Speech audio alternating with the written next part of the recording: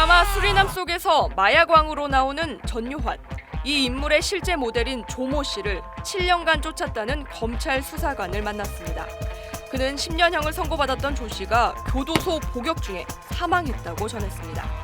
실제 수사관으로부터 조 씨가 얼마나 많은 피해자를 낳았는지 자세히 들어봤습니다.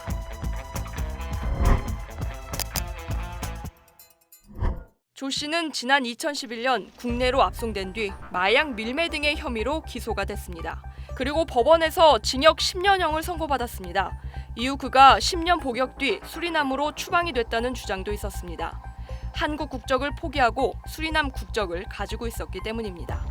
하지만 실제로는 교도소에 복역 중이던 지난 2016년 4월 사망한 것으로 확인이 됐습니다.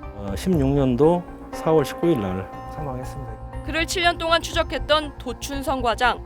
그는 한 제보에서 이 수사가 시작됐다고 기억하고 있습니다.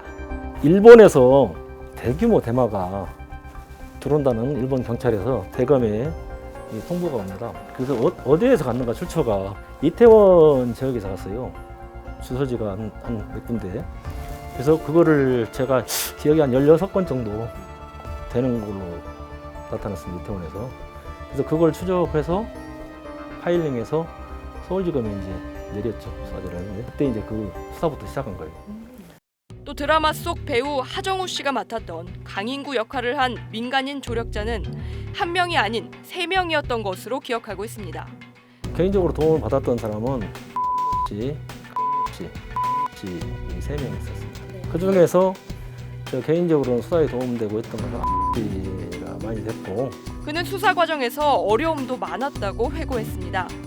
그 당시 수사를 할 때 제가 일본에서 수사 기록을 받았고 브라질, 네덜란드, 영국을 수임 검사하고 같이 출장을 가 직접 수사를 갔어요.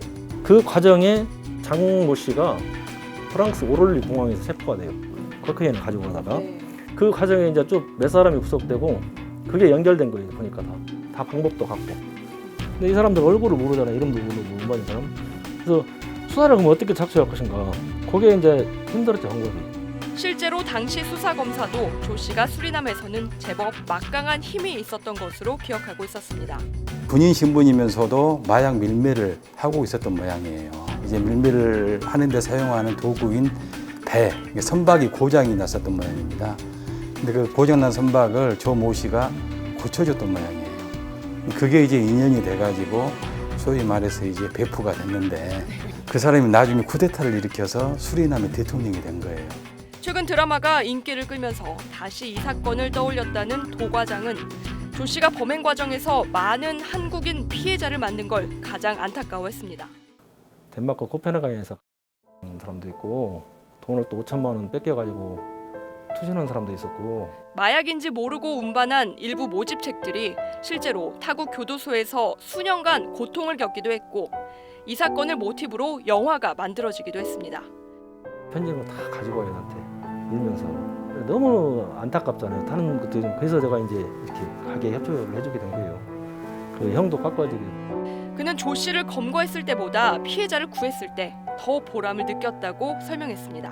나는 그게 피해자 도와준 게 더 기억에 남고 내가 할 일이 남아요. 공무원이라는 게 국내 생명과 재산을 지키는 필수고, 그래서 그런 걸 우리가 안 해주면 누가 있겠어요. 오랫동안 마약 사건을 수사했던 도 과장은 미국 마약 단속국 DEA에 비해 한국 검찰의 예산이 0.2%에 불과하다면서 더 많은 지원을 부탁했습니다. SBS 김혜민입니다.